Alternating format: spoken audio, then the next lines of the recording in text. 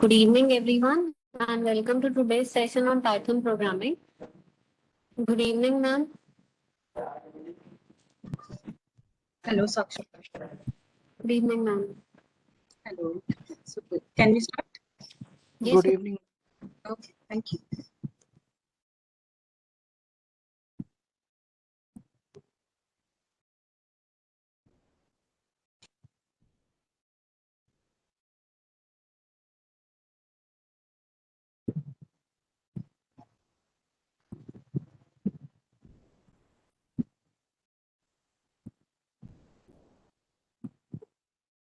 Is my screen visible?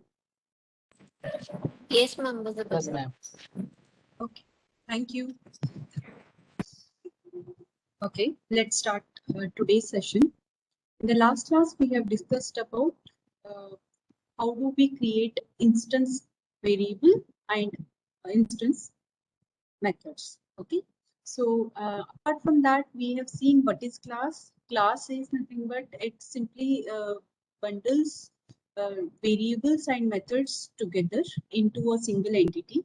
Okay, what about the object? Once we create the class, we can have n number of objects. That means n number of objects can be created for that particular class. Based on our own requirement, we will be creating any number of objects that we are interested in, right? Okay, so we have seen how do we create a class, and we have seen how do we access the instance variables, how do we access the instance methods of the class after creating the instance of the class, right? So let us revisit the same. Okay, so in this class here I have taken a different example. In this class, the class name is increment. Okay, and this increment inside this particular increment class, we have defined one constructor. Okay, and the main aim of the constructor is whenever you create a class, whenever you create an object for this particular class increment, okay, that object's variable should get initialized. Okay, so the name itself suggests that constructor, the name itself suggests that it is used to construct few values. Okay, what type of values need to be constructed? The values for the respective object need to be constructed, right? For example, when we create an object for this particular, whenever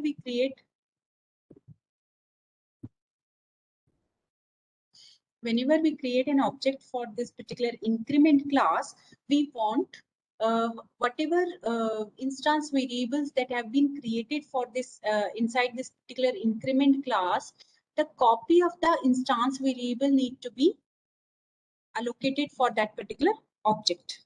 Okay, suppose in this particular increment class, I define two different instance variables.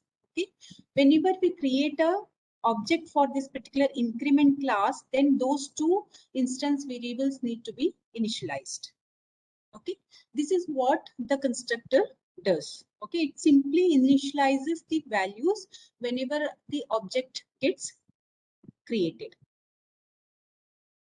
Initializes the values of the variables, right? So let's take an example. In this particular class, increment class, we have defined one constructor, and this particular constructor, what it is doing is, it is simply initializing the variable, instance variable A with a value 0. Okay. And later on, we do have defined two different instance methods. Okay. So this particular method is increment, and this is one more method known as print A. Okay, so increment INCR method, what it is doing, it is simply the name itself suggests that it is going to increment some variable value. Okay, which variable value it is going to increment, but once this method is being called by the object, so A value is going to be incremented by 1. Okay, and what this print A function method will be doing, print A is simply print the content of the variable A. Okay, you can see that. Fine. So in this, we have defined one constructor and two methods, right? Instance methods. And later on, what we have done in the next cell, we have created one object named I1. So whenever I create I1 with a for this particular class, okay. So what happens? The members, instance members for this particular class will get created. Okay. So one instance we do have in this particular increment class, we have defined only one instance variable. So after this particular statement, I1 will be having its own copy of A. And in the next statement, what I have done, in the next statement, we have created one more object named I2. And in this, what are we doing? Again, in this, we have created one object named I2. And once we do this, by implicitly it calls the constructor, and I2 will also have its own copy. Okay, its own copy of the instance variable.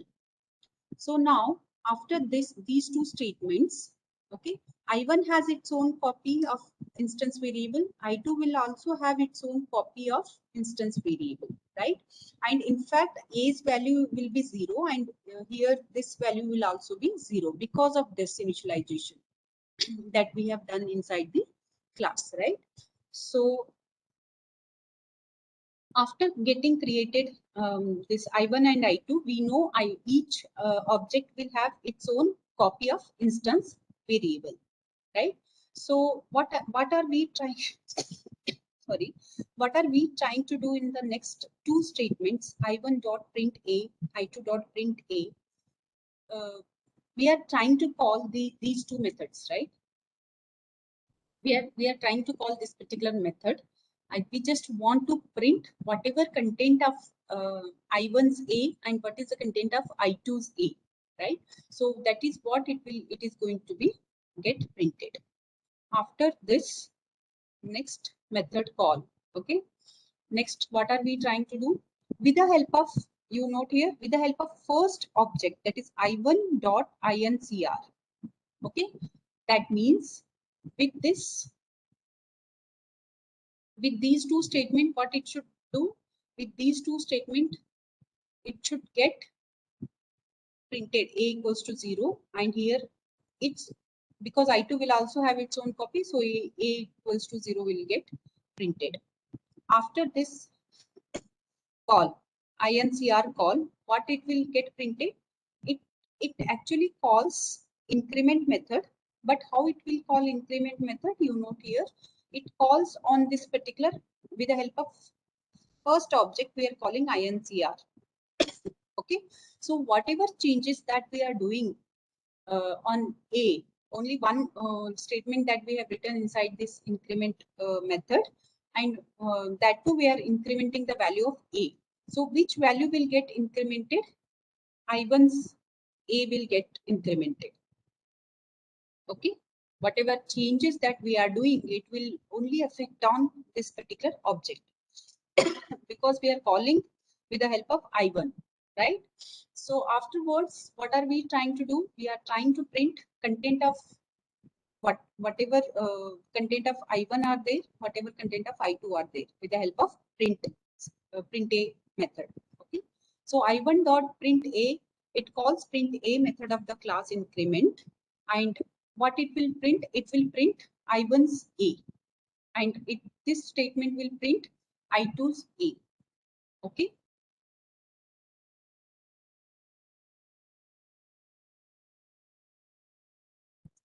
So A will get printed, A will be 1. Here A will remain as 0. Fine. So let me execute and let's try to illustrate this method, these method calls. Okay, as I illustrated in front of each method call, first, this is the value of I1A. This is the value of I2's A. Okay, I2's A here is nothing but I1 has its own A, I2 has its own A. So I1's A has been 0 initialized, I2's A. So these two got initialized whenever we created the object. Whenever we create the object, constructor will get called, and inside the constructor we have initialized A value as 0. So both A's value will got initialized as 0. Afterwards, we simply printed content of A using this particular method call. So these two statements are result of first two print A statements. Okay. In this particular statement, we are just simply, in this particular method call, we are simply incrementing the value of A. So value of I1's A will be incremented because INCR has been called with the help of I1. Okay, and later on I just wanted to see the status of A. So again I1 dot print A and I2 dot print A. With these two method calls, it it prints 1 and 0. That means as each individual object have their own instance variables with them, so whatever changes you are doing inside the methods, okay, so those changes will be done in their own respective copies. The best example of a very small illustration I have done here. So here I1's A has been changed to 1 using this particular method, and it has been reflected using this particular method call, right? And it has not incremented I2's A because because increment function has not called with the help of I2, right? So let us move to the next section, that is class variable. Okay, we do have instance variable, we do have class variables. So what is class variable? What is class variable? First of all instances, that means all objects that we create for a particular class. So all instances share the same copy of class variable. Okay, that is nothing but class variable, right? Whereas if you talk about the first, in the last class, we discussed about these instance variables. You can check the definition of instance variable again. Instance variable definition is each instance has its own copy. Okay, whereas class variable definition is something different. Okay, so class variable is all the instances share the same copy of the class variable, right? This is the main difference between instance variable and class variable, right? And how do we access class variables? Class variables need to be accessed with the help of class methods. Okay, so again, there is a difference between definition of class method and definition of instance methods, right? Let us see, before before seeing how do we access class variables with the help of class methods, before seeing that, we need to see how do I define the class methods, right? Let us see an example. We do have a class here. Just I wanted to illustrate class methods. Hence, I've written the name of the method as class method example, class method EX. Okay. Inside this, I've created one class variable. Okay. This is the class variable. A equals to 0 is the class variable. Why it is called as class variable? Not an instance variable, because this A equals to 0 has been created inside the class. Okay, and this a value will be shared by all the instances. Suppose I create 5 instances for this particular class, then all 5 instances are going to share this particular class variable. Okay, now I said, how do I access A? A can be accessed with the help of class methods. So let us try to see how do we define the class method? Class method can be defined with a statement. Okay, decor statement. This is the decorative statement that we are writing here. Fine. So at the rate, and class method, I need to tell the interpreter that I'm going to write the class method after this particular statement. Okay, so this method is not the instance method. In fact, this method is the class method. Okay, so that is what I've defined over here, that the next statement or the next method that I'm going to write or create is nothing but the class method. Okay, so how do I create the class method? Class method can be created with the keyword def, name of the class method.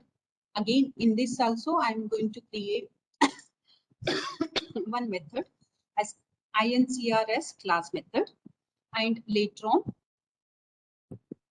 one parameter it is taking as CL. Okay, and this CL is reference for the class. Fine, and later on the colon.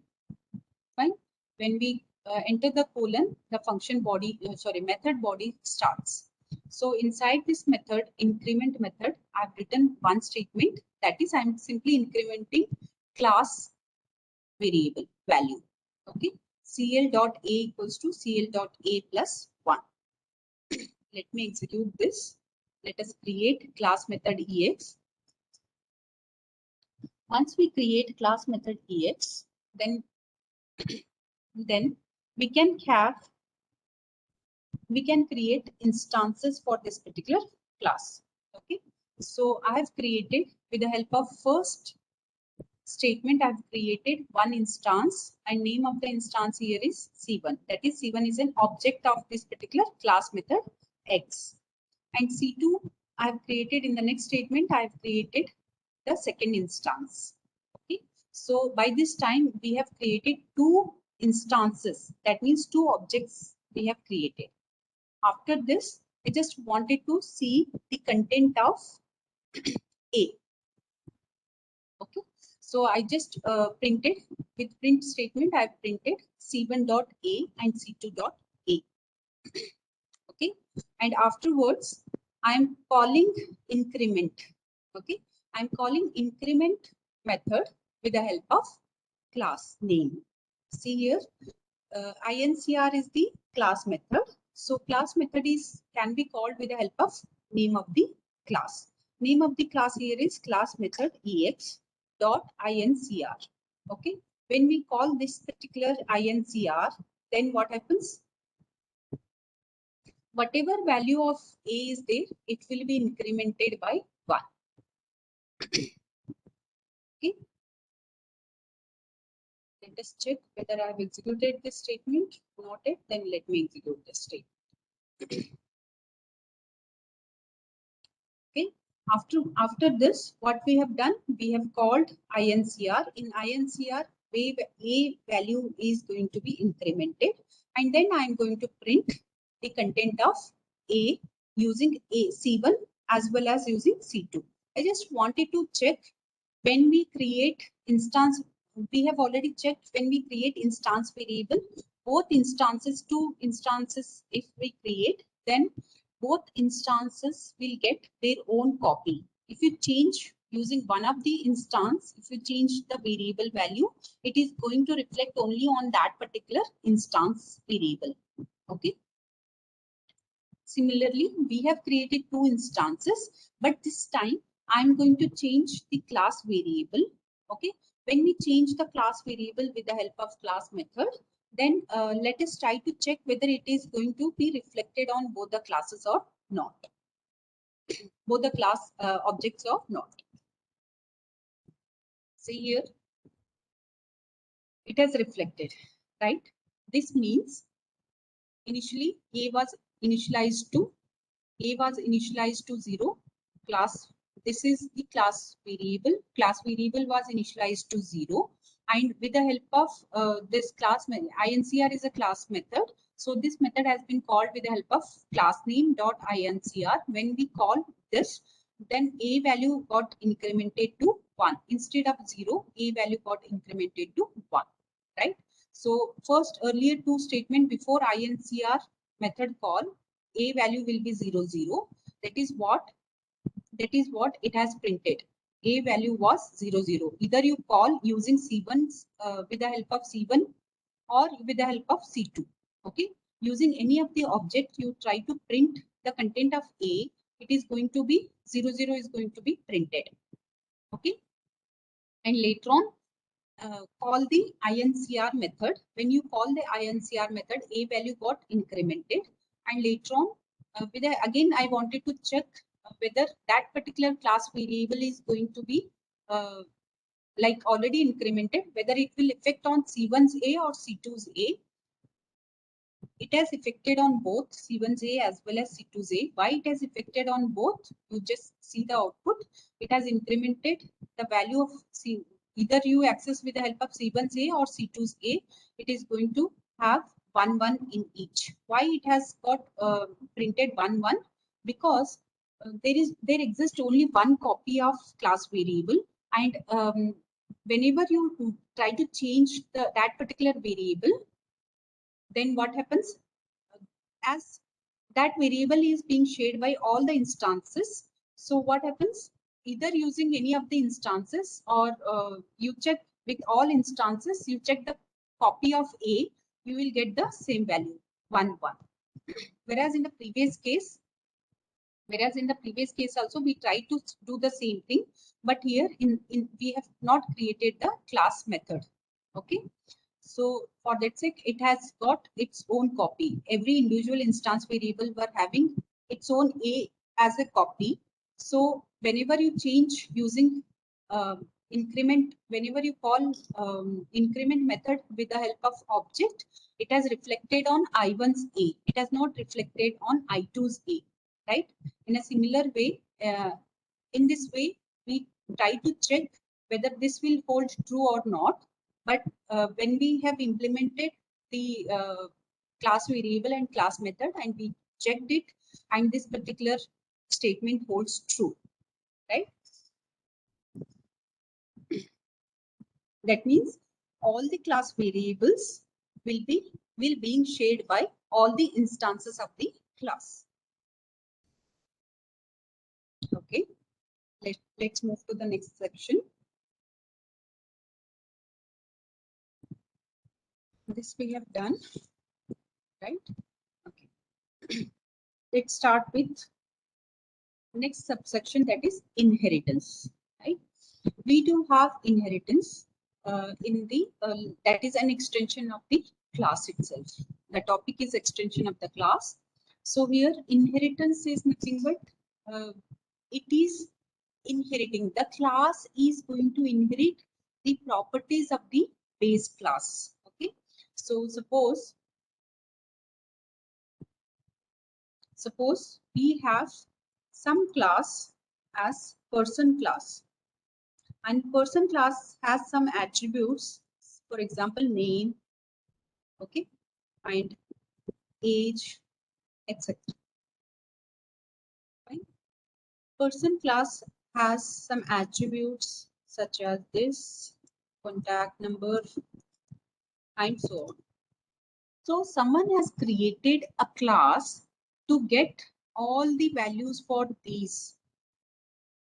Okay, so someone has created a person class and with all the variables as name, age, address, and contact number, and so on. Just these attributes define a particular person. For that sake, how do we write the variables inside the class? We do take those variables which actually should describe the class, right? So all these attributes actually describe the class person. So how do we access these attributes, or how do we try to get or set the values of these attributes? With the help of methods. With the help of methods, right? So these variables we do take, because every individual person should have their own copy.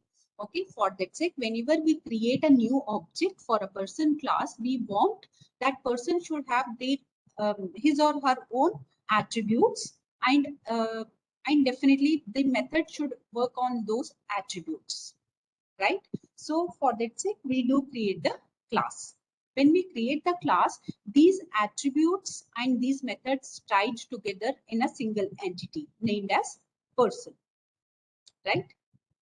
This is what we have discussed in the last session as well, right? So after this, we do have someone says that you now create a class called employee. Okay, and now employee should have their its own property. Every employee should have an property. Okay, that means attribute. So what type of attributes should be added to employee class? Employee class will have a name. Employee class will have age. Employee class will have address. Will have contact number. Apart from the common attributes of persons, all these are common attributes and methods of a person. All methods, for example, getter and setter method. Get method and getter. Get method is just to read the values for these, and set method is to uh, set the values for all these, right?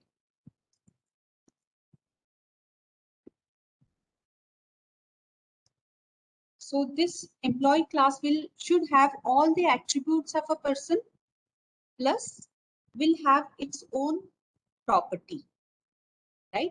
For example, will have its own attributes. For example, plus salary, experience, in which organization an employee is working, and so on.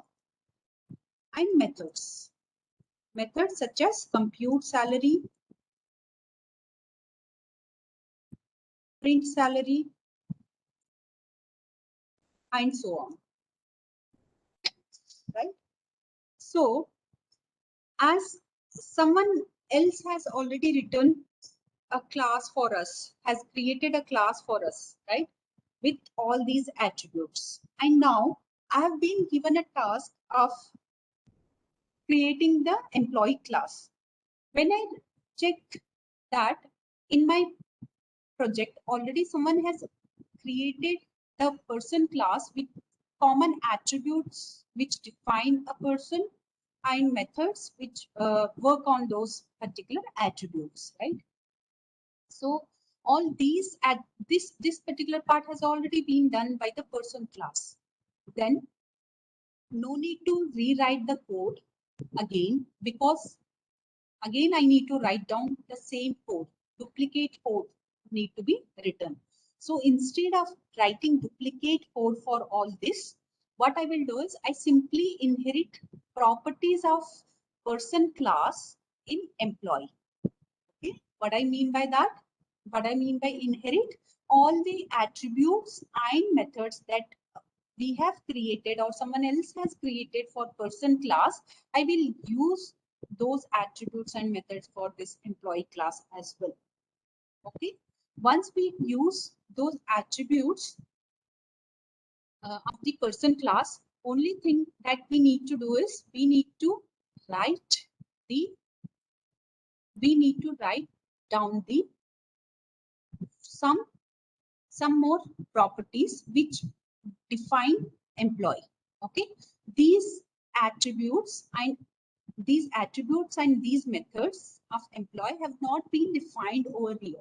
So what I will do is, for these I will inherit all the properties of person, so that this can be done by inheriting properties of the person, right? So no need to write the code again. I will use already existing code. Okay, so that it will reduce the time as well as it will reduce the development time, right? It will reduce the cost also indirectly, right? And apart from that, I will add some more attributes which uniquely define this particular employee class, correct? So I will add attributes, as well as if required, I will add methods as well. Okay, this is nothing but inheritance. Inheritance is nothing but inheriting the properties of the existing class. Okay, so the class which is known as here person class. Let's take the person class. From person class, we are going to inherit properties inside this particular employee class. So the person class, we call it as a parent class, from which properties are going to be inherited, right? So that class, we call it as a parent class, or we also call it as a super class, or we also call it as a base class, correct? Whereas the class which inherits the properties from the superclass parent class, we call it as a child class. And child class can also be called as a subclass, or it also been called as derived class. Okay. The name itself suggests that superclass, base class has basic properties, which those properties are going to be inherited in the derived class, right? So let us try to write a very simple class, simple base class and simple derived class.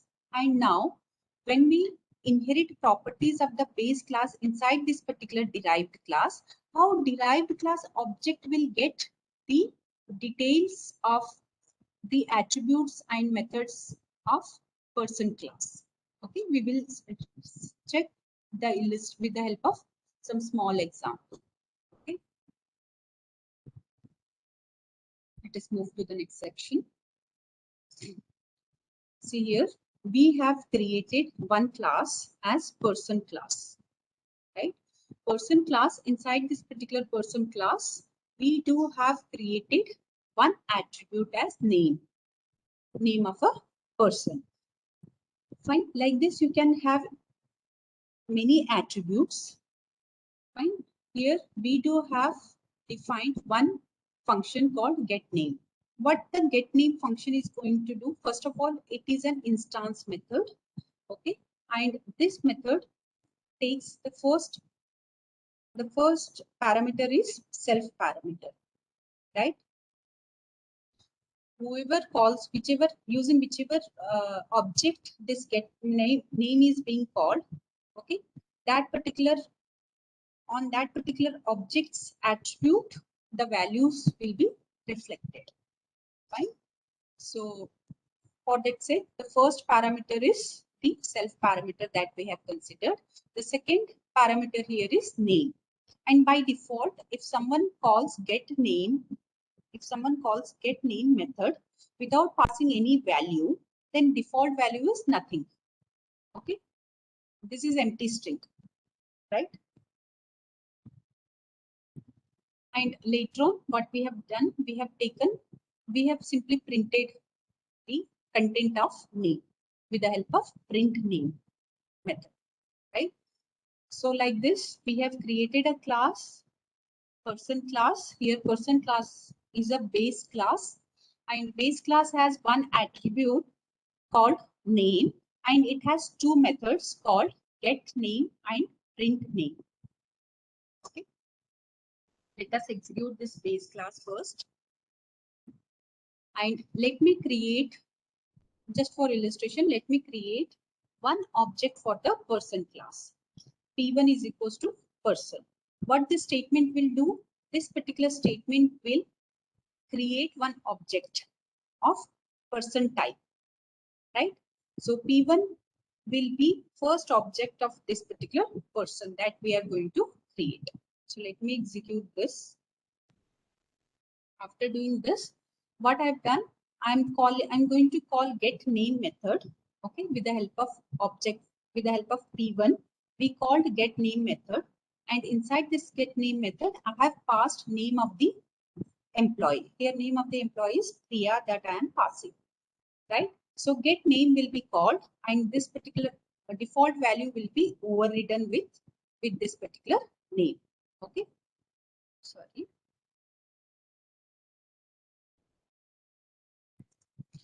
With this particular name, Priya. And later on, I am printing the name of the employee, P1. With the help of P1 object, I am printing the name of the employee, right? So let me execute this as well. I can see the name that we have passed. That means get name function method called, we have called, and that name we have passed as Priya, and it has been P1 will have the copy, okay, with attribute as name, and name a value of that particular attribute will be Priya. Okay, that is going to get initialized with the help of this statement, right?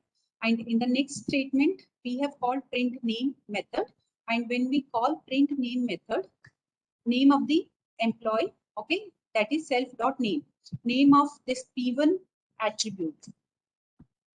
P1 has attribute as name, that is going to be printed. So whatever we have passed, that is Priya has been assigned to name, right? So that is what it has got printed. Fine. So I said we can create, once we create a base class, we can create the derived class, and derived class will inherit properties of base class. That is, properties here is nothing but attribute and method. Attribute here is name, methods here are get name and print name. Correct? These two methods and the attribute is going to be inherited in its derived class. Okay, how we will see. In this particular class, you see the syntax here, name of the class, and afterwards name of the class. Okay, class keyword, later on name of the class, employee class, and in parenthesis, what I need to provide in parenthesis, I need to provide the base class name of the base class. Here I said employee will derive the properties from the person class. Hence person class is known as base class. Employee class is known as derived class. And this employee class, I need to inform the interpreter as well that this is the derived class of this particular base class. So base class, I will write name of the base class, I need to write inside the parenthesis. So that is what we have written. Okay. And once we do that, employee has inherited properties. That means that name attribute and get name and print name. Okay, these properties have been inherited in employee class. After this inheritance, employee can also have its own properties. Okay, so for illustration, I have taken one more attribute I have added to employee class. Okay, and two methods. Let us see how do we add its own properties or the variables and methods to derived class. It will be done as we do for normal class, right? So here again we have taken get method, and inside get ID, here this time we want every employee should have their own IDs, right? So for that sake, what I have done, get ID method we have called. Okay, and the first parameter is self parameter, and the second parameter is ID. We are getting the input from the user. Okay, so whenever get ID method is being called, we need to pass. Okay, whenever it is going to call, we need to pass ID. So set self dot ID equals to ID, right? So here what happens? It simply initializes the instance variable value ID with whatever value that has been passed. Okay, it simply assigns. And in the next method, in this particular method, what we have done in print ID, we are simply printing the content of ID.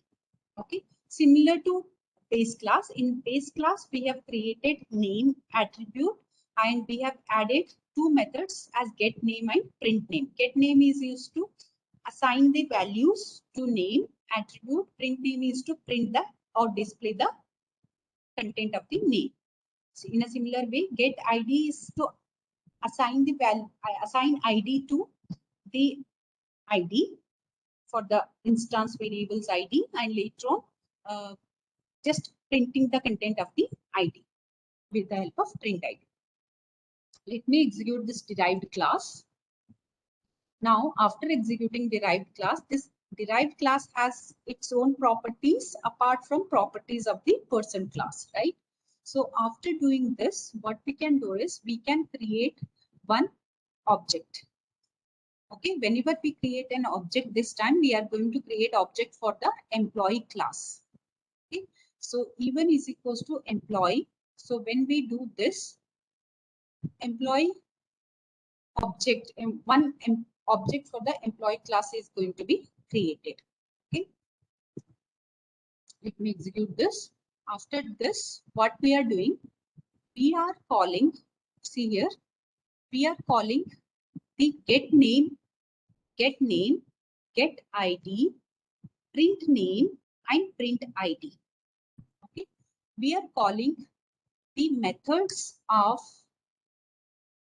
person class as well as methods of employee class. Okay, with the help of employee object. Getting it? How it is possible? It is possible because employee has already derived properties of the person class. Then we can now use the methods which have been defined inside the person as well as methods which have been defined inside the employee. Okay. For example, get name and print name were the methods which we have defined inside the person, whereas get ID and print ID are methods that we define inside the employee. But with the help of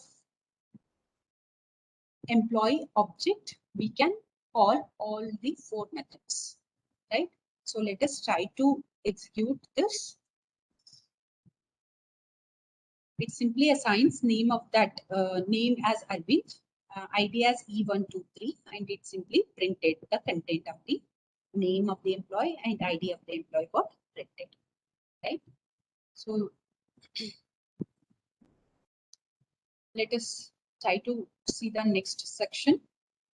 Now, till now, what we have done, we are able to derive the properties of the base class inside the derived class, right?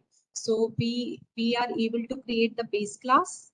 We are able to derive the properties of the base class inside the derived class, and we are trying to execute the methods of base as well as derived class, as well as we are able to access the attributes of base class as well as derived class, right?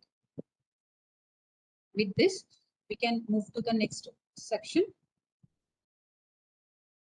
Right? So in the next section, what we have done, we have created something called the same program that we have created for employee class and person class. The same class we have rewritten over here with only one difference. The difference is we have written the constructor. Okay, that means we have initialized the attributes with the help of constructor method, right? So we have already seen how do we define the constructor. We can define the constructor with this particular method, right? Init method, right? So in the previous case with getter and setter methods, we have read and we have printed the variable values. But this time, I just want to initialize the variables with the help of constructor method. That can also be done, right? So how, let us see how we have done. We have defined the init method, okay, with def keyword underscore init underscore, and first parameter is self, the second parameter is name, okay. And in this we are simply initializing name as whatever value that we are passing while creating the object, right? And in the next, this is same, is just to print the content of name. That's it. Fine. In the next one, we have derived the class. Employee class has been derived. Name of the employee class, name of the derived class is employee. Name of the base class from which it is going to inherit the properties person. And this time, again, we have overridden overriding the constructor method. Okay, that means already constructor method of the base class being defined inside the person. We are overriding that particular method. Okay, so we are overriding that particular method, and with self as first parameter, name as the second parameter, and third parameter as age. And inside this, you can see one thing, that is super method. That means we have already overridden the base constructor, right? But how do we call the base constructor now? Okay, base constructor can be called with the help of super method. Okay, what we want the constructor method to be called whenever we create the object. Constructor method will get created. Okay, in a similar way, whenever employee class employee object is going to be created, that means the constructor of that particular class should be called. So here employee is the derived class of the person class, right? So what I want is I want to initialize all the properties of employee class as well, all the attributes of employee class as well as attributes of the person class. Okay, I want to initialize attributes of the person class as well as attribute of the employee class whenever employee class object is going to be created. Okay, so for that sake, we need to call the method. We need to, whenever inside this particular derived class, that is derived constructor class, we need to call the super class constructor. Okay, hence the method is being called super class, super method. What this super method will do? First, it calls the constructor of the base class. Okay, so this particular statement, super method dot init name. What this statement will do? This particular statement will call constructor of the base class. This is going to be called with this particular statement. And afterwards, in the next statement of this employee class constructor, what it is doing? It is simply initializing age. Okay, because age is the employee class attribute, whereas name is the attribute of the person class. Fine. So I need to, whenever we are creating employee class, I need to define both name of the person as well as age of the employee. Correct. So for that sake, whenever object is being created, this particular constructor is going to be called, and what this constructor will do? First, it calls the base class constructor with this particular statement. It calls base class constructor so that name, whatever attribute that we have defined inside the person class will be initialized or will get initialized, and later on derived class constructor or derived class objects attribute should be initialized. Okay, and later on I have written one more function as print age. Okay, so print age is method of employee and print name is a method of person, whereas init here is constructor of the person class, init here is constructor of the derived class. As we need to create object for employee, so it is the responsibility of employee class constructor to call the base class constructor, right?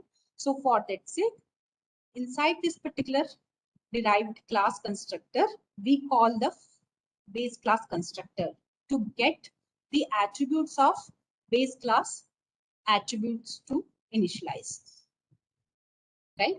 So let me execute these two.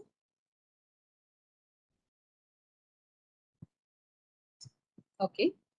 So in the next statement, what we have written, we have created one object even as object and name of the derived class. That means employee class we have used. That means we are going to create object for the employee class. That is object for the derived class. And we need to pass the attributes. Okay.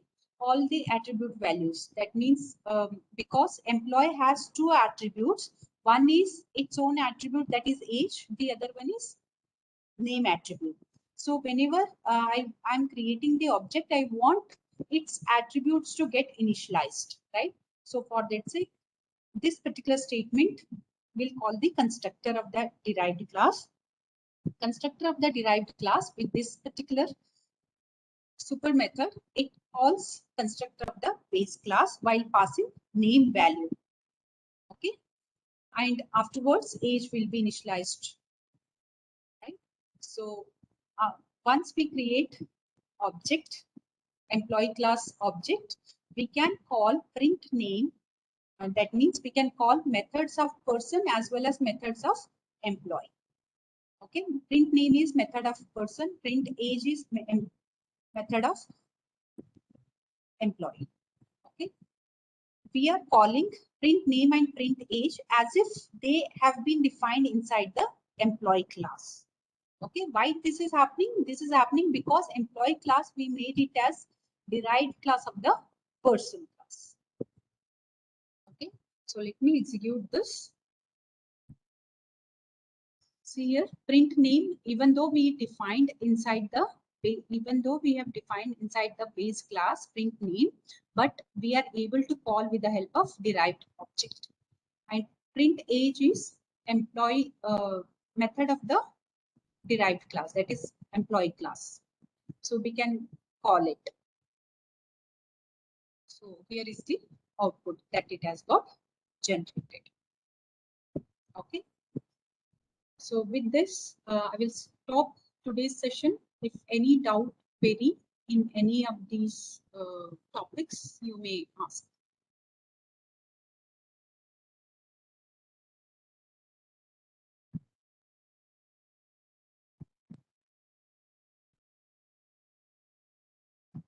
Any query?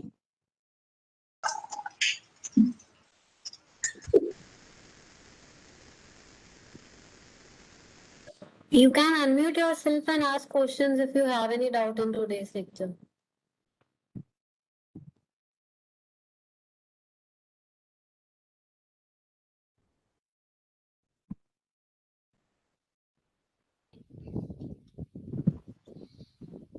Hello. Yes. I have a question regarding the initialization, where a was equal to 0. Yeah. And then you wrote the method. Let me share the content. Okay. Okay. So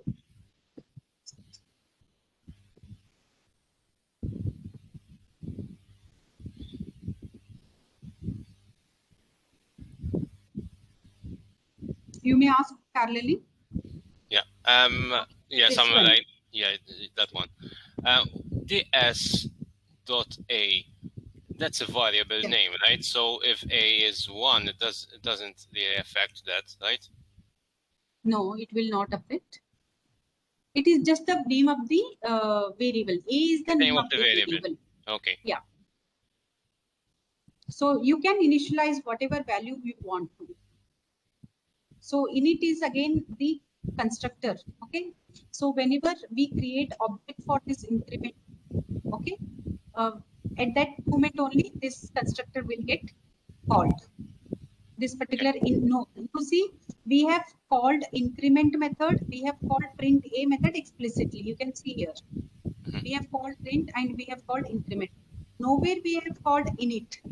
Why we have not called init? Because it calls implicitly whenever I create an object. Okay, whenever I write this statement, it calls the init method. Yeah. First you create the object, and then you can call the method with the object. Yes, definitely we need to create the object, and so that object's variables should get initialized, right? So Okay. for example, here only one object variable exists, that is a.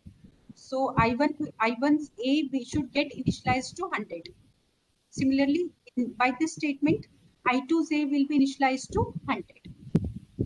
Okay. Right? But no need to call the constructor explicitly. The only point here is, what is the difference between constructor method and other method? Constructor method is basically to initialize the contents whenever object of that class is going to be created, and no need to call explicitly. Fine? Okay. The part where you created you explaining the object, like I1 equals increment, and you have the brackets. What I do not really understand, why you in the comment part it's I1, and then you said a equals 0. Why not I1 full stop a equals 0? No. Let me repeat this. Okay. So this you have understood. This class is clear. Yes. What Yes. class is okay? Fine. So is this part clear? That part, Let no, me not 100%. Let me. Is these two statement clear to you? That was my question. In fact, how come it's not I1 full stop a equals 0? Oh, okay. Why this arrow you are asking? Yes. Oh, just I wanted you to understand that I1's a. Actually, it is I1 dot a only. Okay. Yeah. But it fine. Yeah. Okay. I1 will have its own copy. Okay, let me write like this. I1 will have its own copy. I wanted to illustrate this. I1's a. Okay. No, it's notation. Okay. So it's okay. Okay, it's not that. Fine. It's not a notation. I just wanted you to understand that this a is nothing but it is I1's a. I1 has its own copy of a. I2 will also have its own copy of a. This is what I1's copy of a is going to be printed.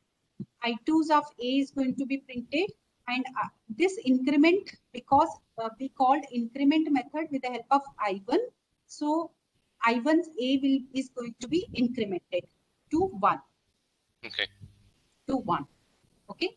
So for that sake, whenever we call print method, next print method, I1's a is going to be 1, whereas I2's a is going to be still 0. Why this has happened? Because I1 also has its own copy, I2 is also have its own copy, right? Suppose if you call I1 dot incr, and later on if you try to print, what should be the output? What should be the output of these two statement? So it's I1 equals 2. Yeah, I1 equals to 2, whereas I2 will remain 0. Yeah. Okay, because we have called increment method using I1 twice. Hence, I1's a has got incremented twice. So equals to a will be equal to 2. Whereas I2's a we have not incremented, rather we have not called increment method with the help of I2. Hence, I2's a will remain as 0. Okay, understood. Thank you very much. Hello, ma'am. Good evening. I have a request. Can you please share with us these codes, so it is very easy to us to go through all this.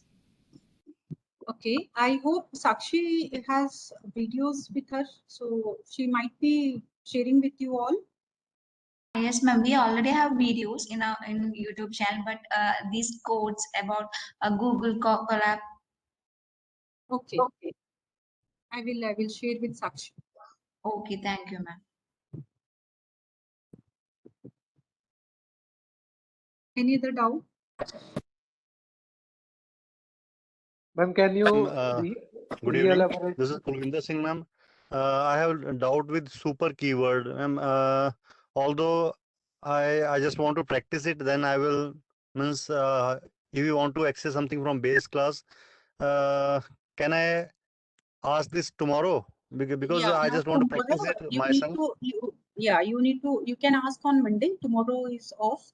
So Yes, yes, yes. what I will. we will continue super method. I have only partly completed super method. How do we access base class constructor with the help of super method? Okay. That Okay, means we have okay, all in right. right class, we have what we have done. We have overridden the constructor method. In a similar way, we can override the methods as well, not only the constructor. So that part I Okay, will cover in Monday's class. all right, all right. Ma'am, can you re-explain the decorator? Okay. So in the last class, we have discussed about something known as method, instance methods. Okay. So what is the difference between instance method and class method? Instance methods are going to like instance method is what it will do is it will work on instance variables, right? And whereas class method are the methods which are able to access the class variables. Okay. And now I need to syntax of class variable and instance method and class method are same, more or less same, right? Only I need to inform the interpreter that from this onwards, I am going to create the a class method. Okay. So for that sake, I need to have some decorator methods for that. We do have decorator method. So at the rate class method, if I write, then that particular statement itself indicates that from that statement onwards, we are going to write class method. Okay. Okay, ma'am, got it.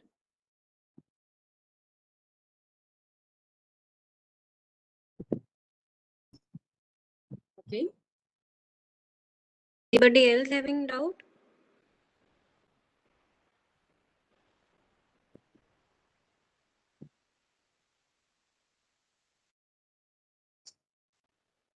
Ma'am, can we end the session then? Okay, fine, Sakshi. Thank you so ma'am. much. Thank you, ma'am. So check in the attendance window, chat window, everyone. I have pasted the attendance link for today. So do submit your attendance within the next 10 to 15 minutes. Thank you.